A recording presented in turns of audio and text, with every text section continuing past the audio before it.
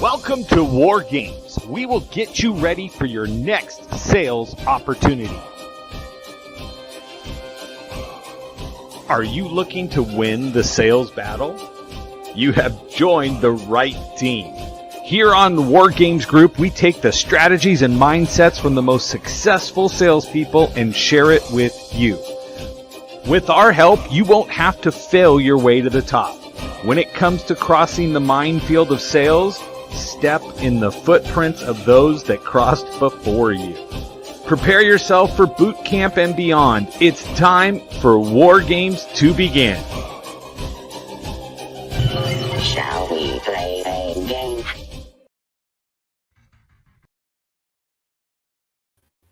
Welcome, everybody. Thanks for coming back over to another weekly War Games. I'm going to throw up our little VIP, Amy Lee, and our guest trainer today that I'm very excited for is Brant Menswar. Brant is a guy. I got to give you my personal history with Brant. So I go into a room with, our beloved friend, Robbie Cornelius, that everybody knows in the group. Robbie and I are in a clubhouse room when it first started. And then out of nowhere, in pops the guy with the hair. And I think you know who I'm talking about in this one. Welcome, Colonel. But all of a sudden, there's this picture down there, and Robbie and I are brand new to the app. We have no clue what's going on. So we're like, Brant, tell us a little bit about yourself. And he jumps in, starts sharing about what he does and how he goes through things. And I am like mesmerized. And literally, as we're talking, he says, you jump over to my website, go take this thing. And I'm like, but where's it coming from? He goes, it's from my book. It's from my book, Black Sheep. And I was like, dude, we need to talk about this. So I immediately jumped on Amazon, bought the book, had it come back, right? Got the book. But I went in, filled out the stuff. I love everything about this whole entire concept. Okay. And then, me, everybody knows me by now. I stalked the heck out of him in the DMs until he answered me. Right. And so you could tell by his face. He's like, he just kept sending me stuff. Right. Assumed rapport came into play. I was like, I got this.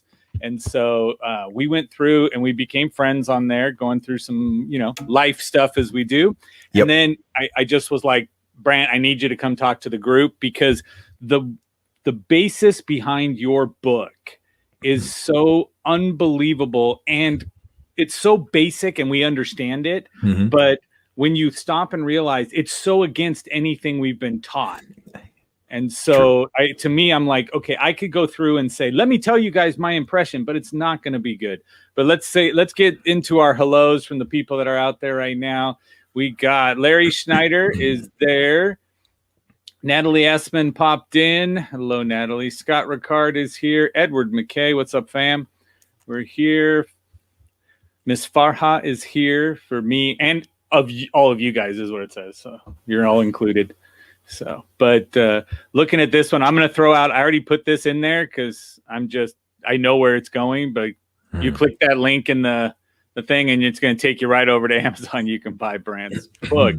But again, I'm okay with anybody selling anything. And, I'm not going to bring anybody on who isn't going to give you value. But what I want to do is I want to say Brant is the guy who talks to corporations, the big keynote speakers, let me go talk to the soda companies and the internet companies and the cell phone companies, right? And anybody that's out there that goes, I need to make sure my people can level up. This is what they do. They call Brant. And so I'm thoroughly excited and can't wait to cut up all the video and grab some great nuggets out of this and put it together. But Brant, welcome. Thank you. Thank you. You can tell I'm excited because I don't normally gush on like this with everybody. You didn't do this when it was my week at all. I'm sorry. I'm sorry. Group, it's fine. Whatever. It's listen, it's an honor, and we had a fast connection and just sort of immediate kinship, and so I'm thrilled that you'd have me on, and hopefully we can grab some nuggets today that help everybody who's out there watching. Awesome. I love it. Let me go over here. Let me jump over. I'm going to scoot over. There we go. Okay. Now we're here. Look, even Luigi's calling me out. Total fanboy today. But Amy Lee has fans, so we're good too. Leave that up there. But Awesome. All right. So Brant, share with us a little bit so we know what's going down. Sure. So I think in sort of prepping for today and thinking about what we could talk through, I think everybody, from what I know of Joe, everybody really is, you have to be focused on high performance, right? So what's the highest performance that we can achieve? Where does it come from? How's it work? And so what I thought I would do is sort of walk us through a couple of different things. Like one of the things that I would say is what drives high performance, right? So I would love to know if you'd put it in the chat. What do you think drives high performance? I'd love to know what your opinion is on it, because I have some strong opinions on what drives high performance. So in the chat, go ahead and drop that for me. What do you think drives high performance? It'd be interesting to see. So Amy says self-actualization. I love that. Yeah, absolutely. I can get down with that, Jam. I think that there's a lot of truth in that statement. I think the interesting thing, for me, when I talk to companies about high performance, what does that actually look like? What is it? How do we achieve it? The answer that I end up coming with to look at each time I'm talking to an organization lands in this discussion. The answer is in this discussion. And you might be looking at this going, what the hell is that? What am I looking at right now? I just finished this 12-week mastermind class with just an absolute, one of my most brilliant friends on the planet. Her name is Tamsin Webster. She has something called the Red Thread. And the red thread is how you craft a narrative to really connect. How do you tell a story? How do you express an idea to get somebody to care? And it starts with telling everybody the goal. So that's what I've done. You all want to have the highest performance you can possibly have, right? But the challenge is what we're looking at right now, right? Some of you put in rabbit, some of you put in rabbit, duck. She calls this the duck bunny, right? This is the duck bunny challenge. And so when we talk about high performance, I will tell you that the challenge begins with everybody thinking that we have to address behavior or change behavior to reach high performance. But what I want to tell you is that it has nothing to do with behavior. It has everything to do with our values. It's our values that drive high performance. And so when we talk about that, I have to tell you that not only is this a duck bunny problem, it's one of the rare, dreaded double duck bunny issues, right? And that's where we have to talk about when you realize that values are what drive high performance. The second challenge is we expect people to adopt values that aren't theirs and care for them like their own, rather than finding ways to connect values so that we can use what matters most to us to amplify what matters most to others. And so why does that matter? Well, I have found over the years and the companies that I have worked with, so whether that's been Netflix or Verizon or Microsoft or St. Jude's or you name it, Hilton. There's been so many companies I've really had an incredible opportunity to work with. I've noticed they've shared really three traits, right? So high performing organizations to me share three specific things. They actually, first of all, share purpose, right?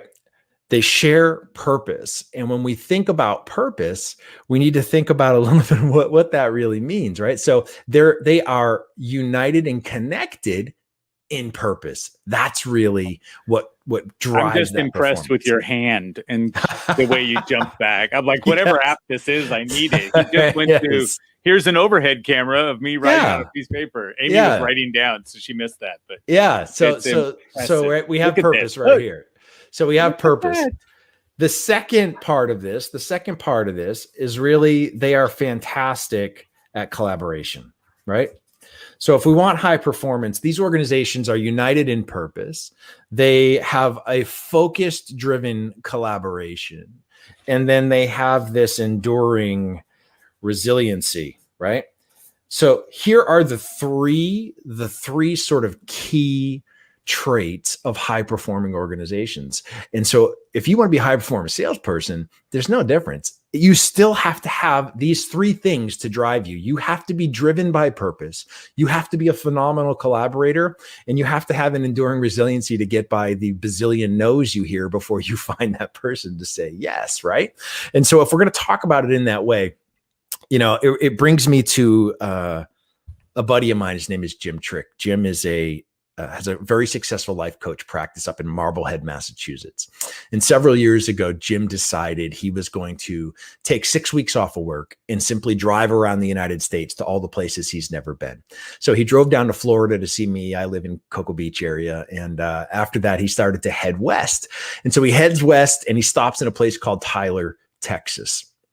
And in Tyler, Texas, there is something called a big cat rescue, right? So this is a place where somebody thinks it's cute to buy a baby tiger. And then 6 months later, they go, oh shit, I own a baby. I have a tiger, and this tiger eats $300 a day worth of meat. And now I don't know what to do. And so they give up the tiger to the big cat rescue because they can't afford to take care of it anymore. And so Jim happens to know somebody who works there. So they give him the opportunity to be an employee for a day. And so Jim shows up and he goes to work and he starts taking care of these tigers, and he's feeding these tigers in their cages, and he's, reaching through the cage and scratching them. And he's a life coach. He's Mr. Positivity. So he's speaking life into these tigers, right? You are an amazing creature. Oh, you're so powerful. And he spends his whole day going from cage to cage, and he gets to sort of the end of the day and he looks at his friend and he goes, well, is that it? And she says, well, we still have Pepe. And he says, well, who's Pepe? And so she reaches and points up to this hilltop. And up at the top of the hill is this 450-pound African male lion. And she says, that's Pepe. We try to get him to come when we call his name, but he ignores us. He only comes when he sees the bucket of food. And so Jim, being the guy he is, goes, look, I'm a life coach. Let me take care of this, right?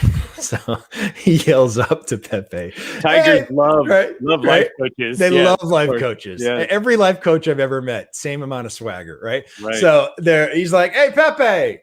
Pepe could give to what, right? He's like, whatever. So again, he's like, Pepe again.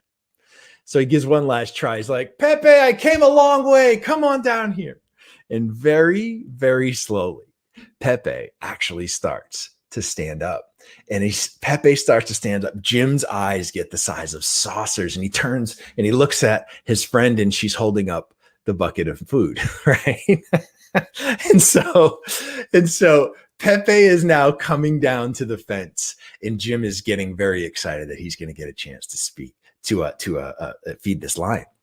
So as Pepe comes close, Jim's like, oh, Pepe, look at you. You are this amazing. And before he can say anything, Pepe lunges at the fence, lets out this huge roar, and Jim basically soils himself in front of his friend. And, we've talked about it.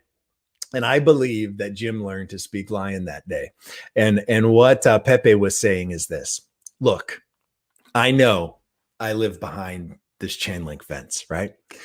And I know that I drink my water out of that concrete trough and I eat my dinner out of that galvanized bucket. But make no mistake, I'm the king of the jungle. You see, when you know who you are, what really makes you you, your circumstances have very little impact over your life. And so when we talk about these high performing organizations and individuals, what I want to tell you is that the root of the three: purpose, collaboration, and resilience, is something that I call your black sheep values. I was 47 years old before somebody explained to me why farmers don't value black sheep like the rest of the flock. And when I heard the truth, it just rocked my world, because I have felt like a black sheep for a lot of my life. Right. And when we think of black sheep, we think of being an outcast, right? Of being sort of pushed aside, put away in some way, shape, or form. And what I'm here to tell you is that the reason that farmers don't value black sheep like the rest of the flock is because a black sheep's wool cannot be dyed. Every black sheep is in effect 100% authentically original. When I heard that, I'm like, that is literally my life's goal. I just want to be that 100% unique, authentic creation that I know I was meant to be. And so when we talk about black sheep values, what I mean by that is these are what I like to call your flock of five. These are the non-negotiable values that no matter how much someone wants to try to influence or change you, they simply won't be moved like a black sheep's wool. So when you discover what those black sheep values really are, what it actually does for you is it gives you this level of self-awareness that you've never had in your entire life, right? That's what your flock of five actually do for you. They give you this level of self-awareness where you start to understand what truly makes you you. Now, there are lots of different ways that you can discover what your black sheep values actually are. You can take the Maslow route, right? Where you talk about or go back over the course of your life in your head and you look for what he would call peak experiences, both good and bad, and start to extract what came out of those and how they shaped and formed what you believe and what you truly care about in your life. But that takes a lot of patience, a lot of courage, a lot of vulnerability. And just to be perfectly honest with you, most of us don't want to do it. So we developed an assessment, an online assessment that helps you dip your toe into the values pool, right?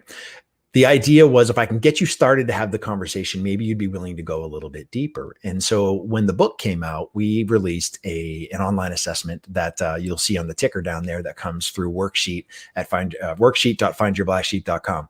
It's actually going to present you with 125 commonly held personal core values. And it's going to say, what we want you to do is in this really quick knee-jerk reaction, don't think about it. Just read through these, and any word that really resonates with you, I want you to go ahead and select it. So you're going to read through things like achievement, success, empathy, right? All these different sorts of words, and you're going to simply select the ones that really speak to you. What we know after 4 or 5 months and over 5,000 people taking this assessment is that the average person selects at least 30 different things that are really important to them. So my first question in that case is always, tell me, what does crushing depression and anxiety feel like? Because you've set yourself up for failure. There is no way you can honor 30 different things in your life on a daily basis, but you're going to try and you're going to fail.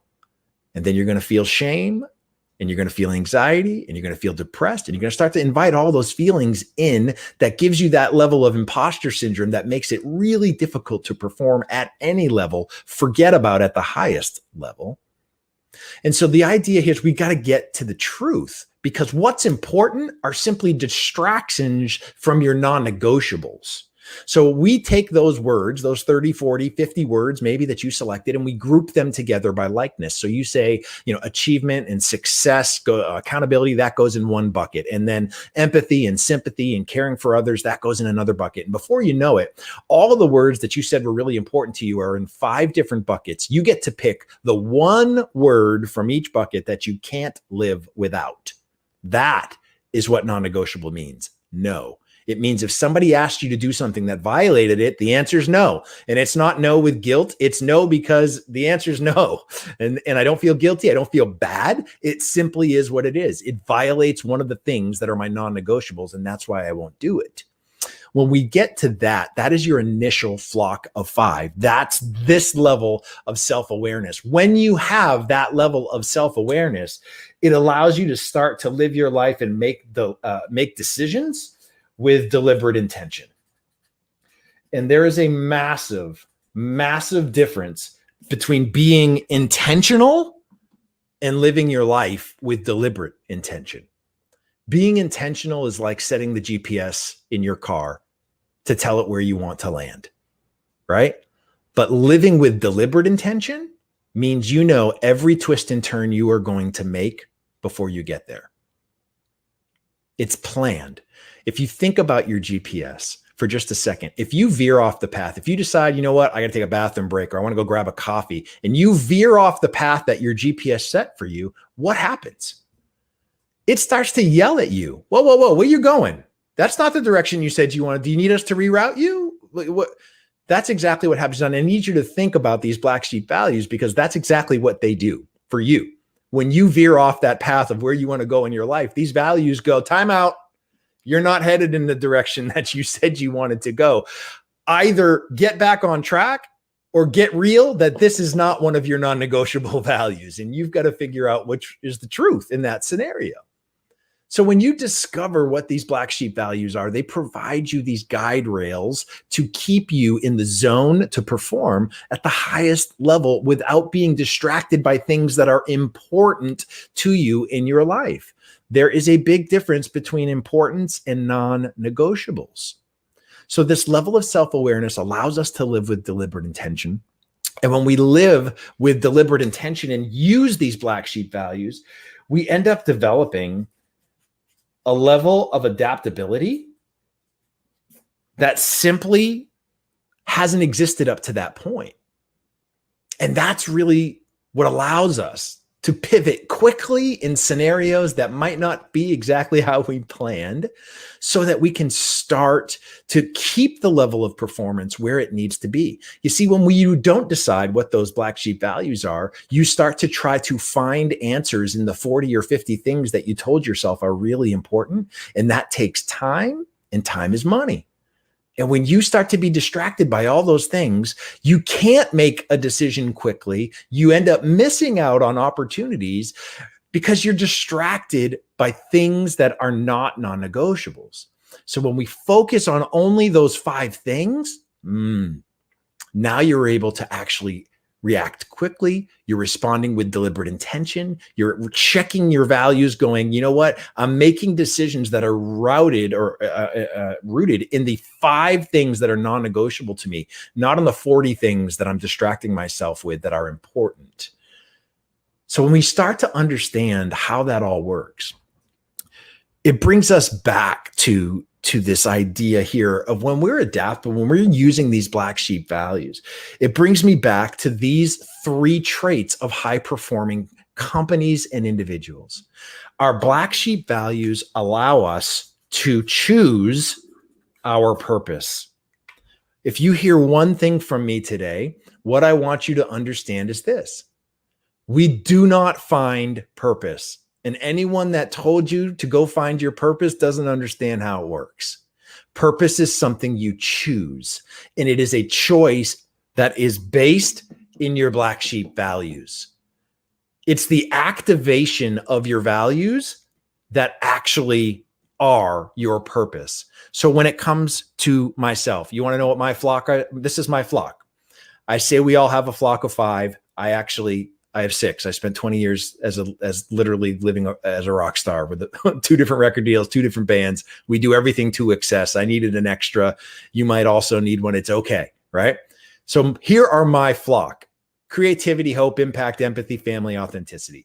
Every decision I make in my life gets routed through these 6 things. They either honor these things or they violate these things. My life is pretty simple. It's easy for me to make decisions, right?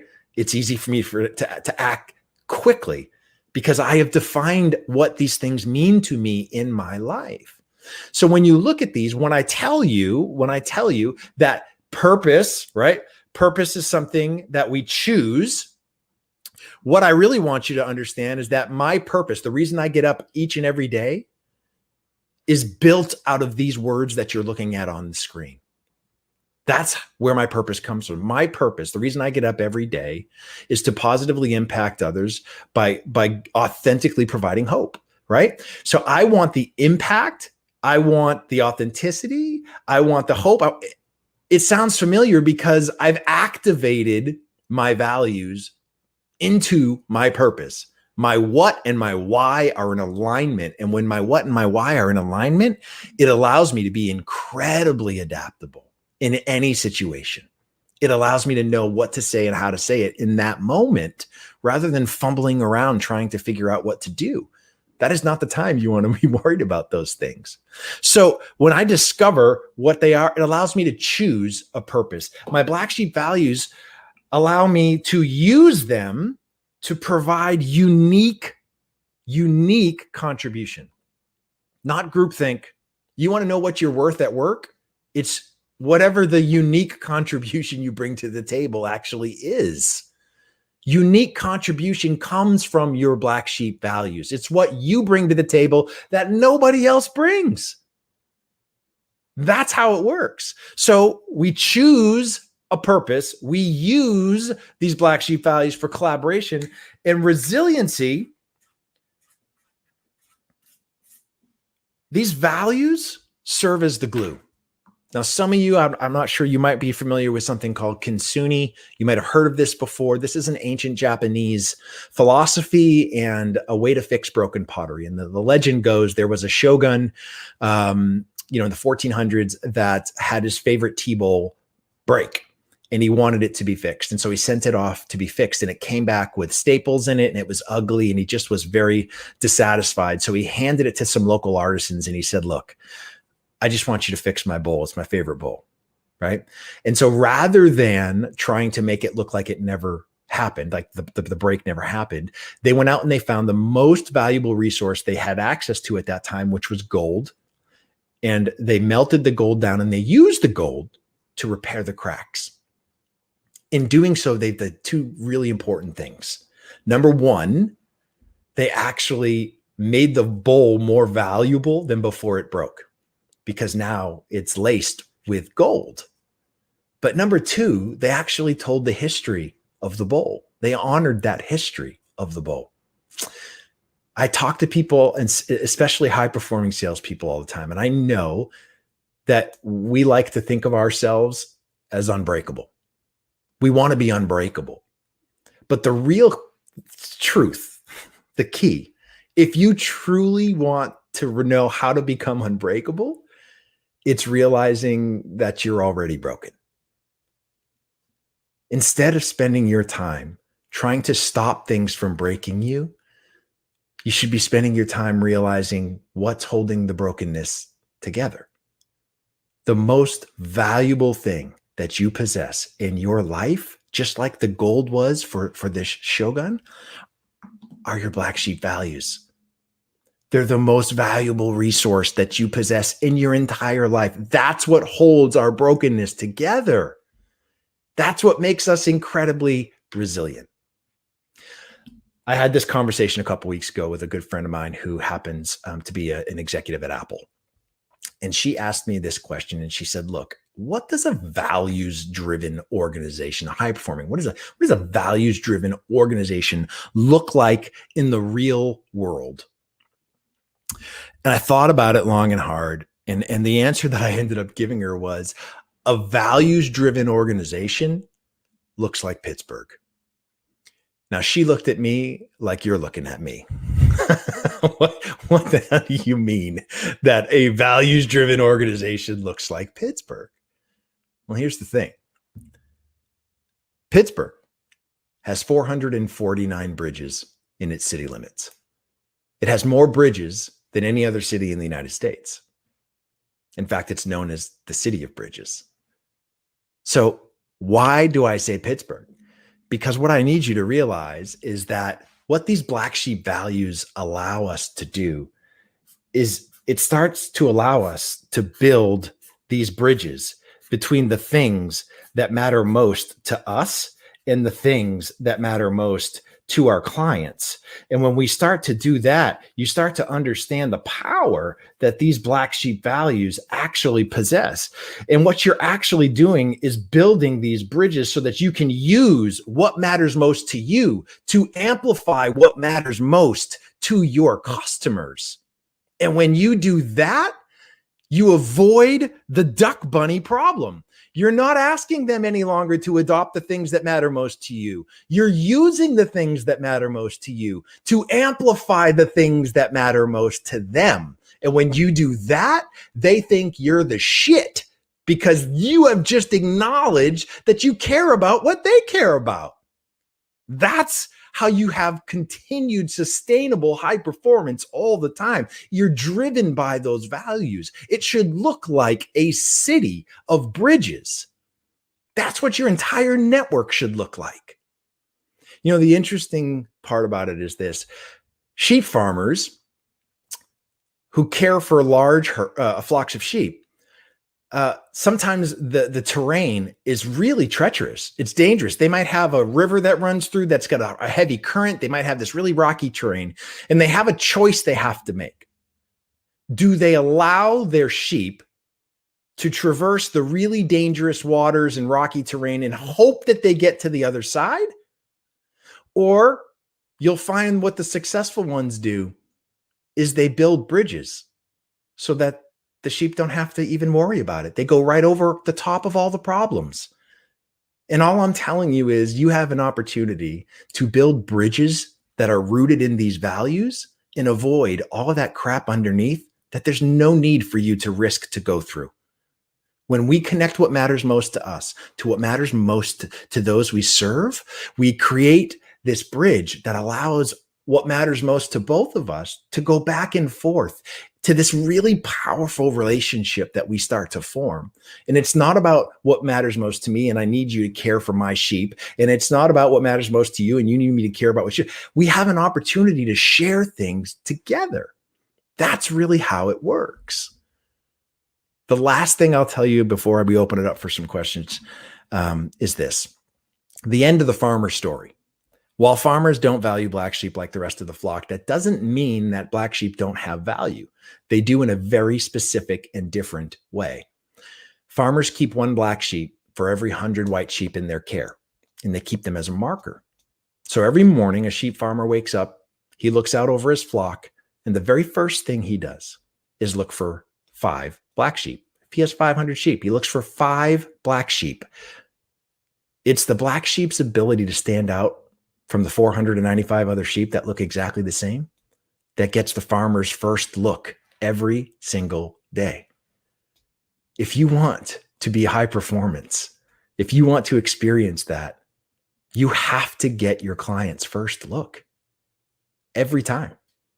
The only way for you to do that is to lead with those black sheep values that separate you from every other person on the planet. That's how it works. So Joe, thank you for having me, man. I'm happy to answer any questions. Okay, so now does everybody understand why I'm a fanboy? Right now, I mean, other than Sherry, who really loves your hair, that came up because you were in the zone that was right there. But I mean, you got some fantastic comments in here, right? And awesome. So it's amazing. Look, game changer, amazing stuff. We got Larry saying hi, Sandy, but that's totally different and then do it, right? But love that. We got Natalie out here with the woo, right? I think she was typing wool, but yes. Sherry really, really loves the hair. But I'm going to tell you guys, this was beyond earth shaking to me. So when I went through the book and I went through the stuff, right? And again, you guys know this because Kimberly Slavic and I are friends. Why? Because I went through the book and I did the exercises. And then I followed up what was there. Okay. So my brother said it's worth. Yes. So we haven't heard you play or sing yet, but he's a rock star. Look at the wall behind him. It's true. Right. But I sat back and I said, okay, where do you find what gets you going? Right. And then I had to sit back, but I went through the book and in there, he says, write down the movies, write down the music, write down and I'm like, okay. And I'm scribbling. Right. And because I'm annoying like that, I'm sending him a picture going, okay, I wrote this down, man. I did this. And he's like, dude, 1% of the people do this. Yeah. Right. And he's like, 1% is actually going through the book with the intention of coming out the other side changed. Yep. Right. And again, we all went into this thinking, okay, this may be something of value, may not be. I started gushing in the beginning. So you went, hey, this is a little weird. Right. But right now you all went, damn, none of you, I guarantee you, none of you that are watching this replay or live are the same person that started the video with us. Right. Because there's a difference there. And so, Amy, you're right. But most people read a book so they can say they read it. Okay. John Watkins wants the high five. Right. Marsja, this is her first meeting.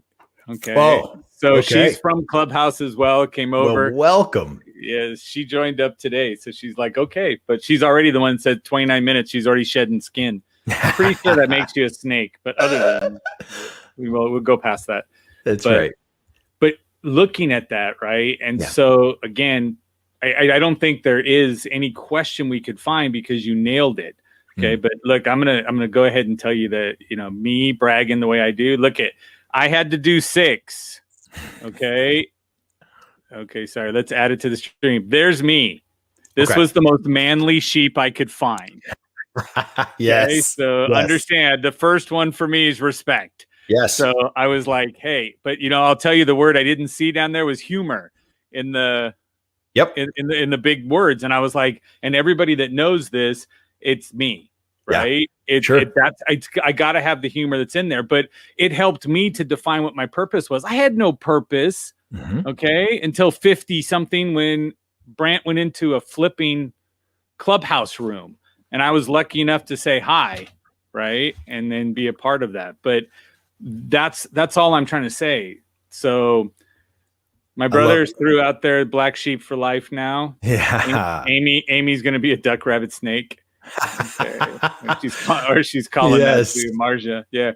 So, well, one of the things I think that is a misconception, there's Simon Sinek wrote this brilliant book called Start With Why.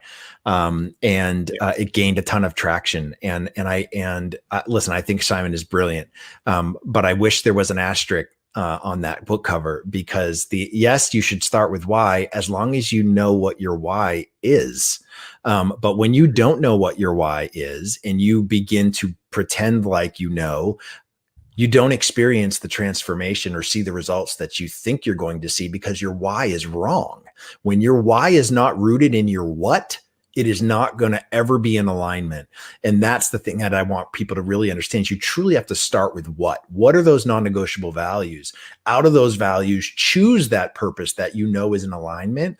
And that allows you to be incredibly adaptable for how you're going to honor those things on a daily basis. So it's really, think of it as values, purpose, mission, right?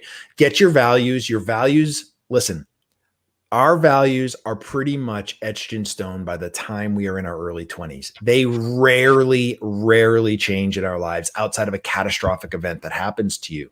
So if the values are static, that means when you choose your purpose, it is also static. Those don't change.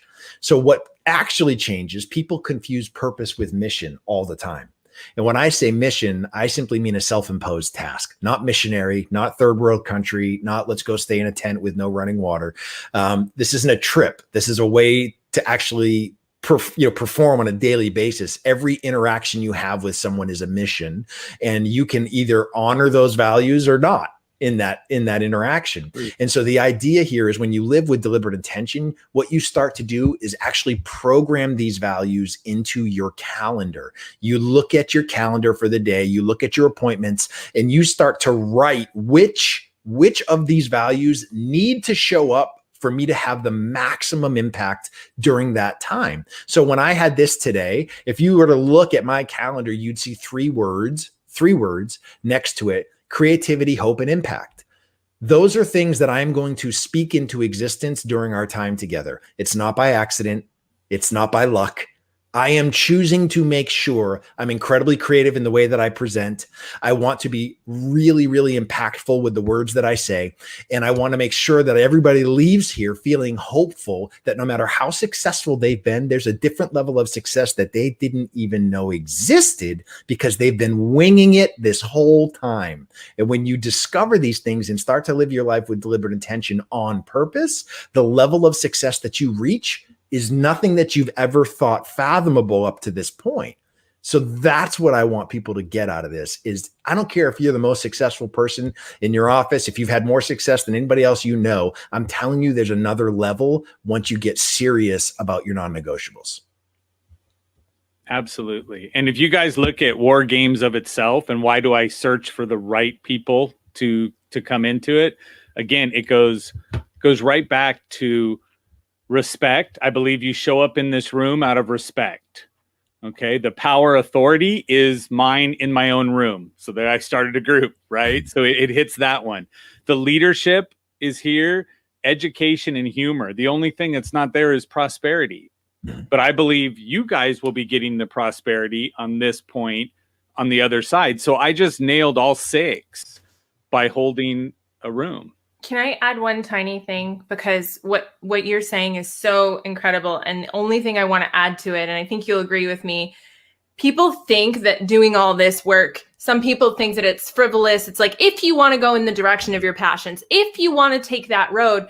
But what people don't understand is this work is why we're here. It's literally why we got a skin suit and why we're in the Earth School. And people so many times think that this is just something, it's a hobby, or some people decide to go the path of actualization. But you are one of billions and billions of souls that has the potential to come here and do this work. And when you said you were coming here, you had a purpose. Now, maybe when you came here, you forgot what that was. It was obscured. You went through whatever you went through, right? Through the marshes and not over the bridges. But you have a job, and you've got to take ownership of that you finding what that is and locking on to that true purpose and finding those tools. It's your job. It's your job, and you owe it to humanity to align with that. So I just had to put that in there because 100%. Yes, everything you say 1,000,000%, but it's not optional, guys. Do it. Like, you have to do this. It's literally what separates ordinary from extraordinary, right? I'm like, that's what you're talking about. You can choose to ignore it and not do it. But if you want to reach that level of success, if you want to forget about success, if you want to live a life of fulfillment, right? And you can define that however you want to define it. Fulfillment comes from living a life in alignment with those values. And if you never do the work, done, right? That's literally it. I love that, Amy. I think it's amazing. It is incredibly true. And that's the truth of the matter is, of all the work that I do, the thousands and thousands and thousands of people that I've been able to coach, I'm telling you that less than 1% do the work. And it's the competitive advantage. So think of it this way. If nothing else, do it to own that competitive advantage over anybody else doing what you do. It's what will separate you from the pack. That's really how it works. I agree. So Luigi said, what are the most unusual that you've seen grouped together kind of words? His autocorrect changed Brant to Brian. He was not being disrespectful. So what I would say is that when people do this work, when they take the assessment, at least for their initial flock of 5 that they land on, what I will tell you is 2 or 3 of them are 100% authentic, and they can give me 20 different examples over the course of their life as to why they're true. But 2 or 3 of them are what I call aspirational sheep. They're not real. They're actually somebody else's sheep, right? That you've been conditioned to care for. Yeah. And so the reason that we track these things, right? We do the work. Doing the work requires you to find proof that these values exist organically in your daily life.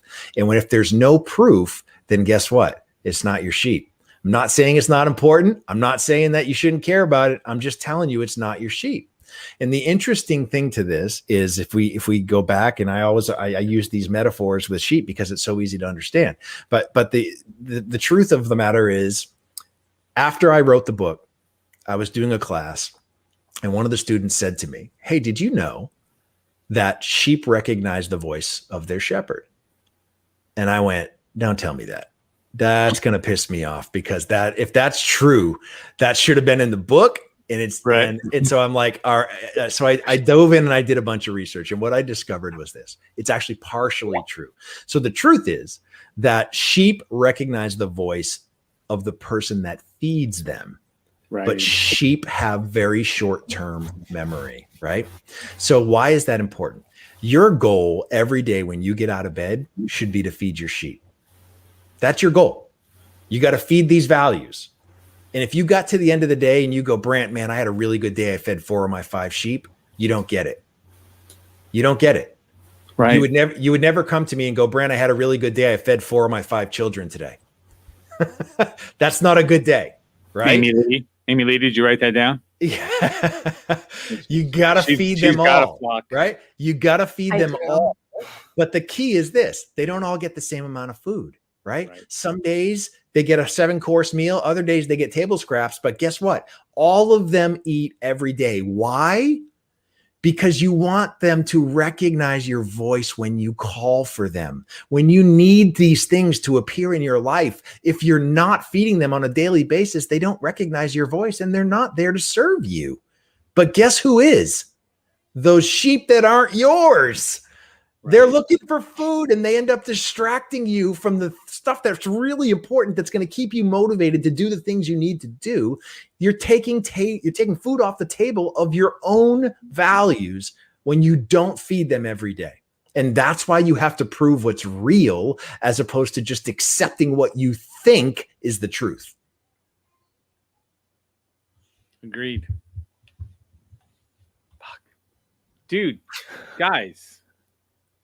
I'm sure they're all standing in front of their computers or their phones right now. It's a standing ovation all the way around. But that was a mic drop moment, but mics are so expensive. Yeah, I know. Yes. It's a mic gently placed moment is what it is. Right.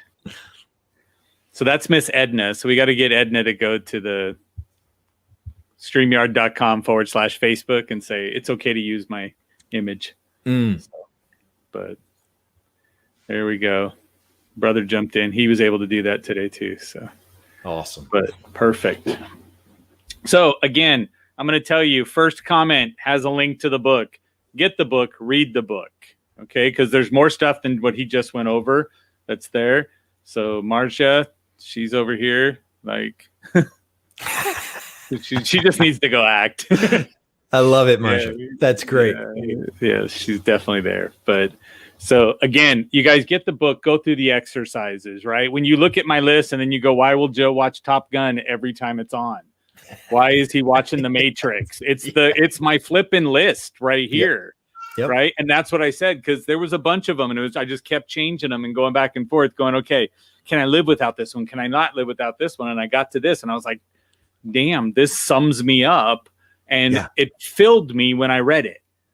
I don't know if that makes sense. It does. And it's why. So what you're describing is, part of the book talks about really taking a look at what your favorites are, right? So there's a reason that we all have favorites. And the reason we have favorites is because when our head and our heart connect, it engages our limbic brain. Our limbic brain's where all of our long-term emotional memory is stored. It's why you can remember the lyrics to Purple Rain written 30 years ago, but you can't remember a single Justin Bieber lyric from today, right? Because no one gives a shit. So the idea here is that when our head and our heart really, really connect, it resonates. And so that's why it's a favorite. And so your favorite movies, your favorite food, your favorite songs, your favorite smells, they are all rooted in these black sheep values. That's why it's there. It's our values live in our heart, but they exist because of experiences in our head. And so when those two things combine, you can really start to see the proof. So that's why Top Gun is one of your favorite movies, because it actually feeds all those sheep that you discovered. Exactly. And like my brother said, I have the need for sheep. I love it. But I think what Farha said was brilliant too, right? So we all want to feel like we're living with deliberate intention, right? But this gives you the practical and a powerful way to actually do so. Amen. And I'm in complete agreement. That's brilliant. And that's your synopsis. Now you can go put that on Amazon 100% and just go, here you go. This is what it is. 100%. And I don't want to keep singing, "Oh, baby, baby" right now. So stop it. Sorry to the believers. It was a joke, believers. It was a joke. No, we were agreeing with you. We were saying you mean the 3 words that he uses in all the songs. Every song. Good. Yes. I can remember those. There's the kinship. Yes. Great. So perfect. I want to be very respectful of your time, Brant. Everybody else, thank you so much for coming by. Again, one of the questions that Marja actually asked earlier, which was, how does she follow you social media? Where does she go find you? Everything is at Brant Menswar that you see on the screen right there. So every social platform on the planet that exists, that is where you'll find me, whether it's Instagram, Twitter, Facebook, where all of it. So perfect. Happy to stay connected any way I can help. Don't hesitate to reach out. It's me that you get. It's not a team of people. It's actually me. So I will respond to the emails should you send them to me. If you have questions, if you take the assessment, you don't quite understand, I'm happy to help walk you through it. So just reach out and I'm happy to do that. Yes, I know. Farhad took the assessment the other day. I was Great. showing this in a different room, and I was like, "Hey guys, look! I got my big old black sheep here that I put up on my Love wall." it. So because you guys got to keep it in front of you, That's the truth. right? And That's so the truth. it's got to be there. But yeah, I would say go in. It's on the bottom of the screen, so don't whine. It's up in the actual comments. Go over, find your black sheep, go through the thing. You know what it's going to take? Work, you big babies. We just went through this. Okay, we just went through that. It's going to take work, and most people don't do the work. So don't come to me and bitch that you have to do work. Right? It's completely worth it. Yeah, exactly. Love it. I love it. Yes, I love it. Perfect. All right. Thank you, Brant. Thank you, You're VIPs welcome. that are here. Everybody out there in the Facebook group, thank you so much on the replay. Thanks. And everybody go out and sell something. And sell something.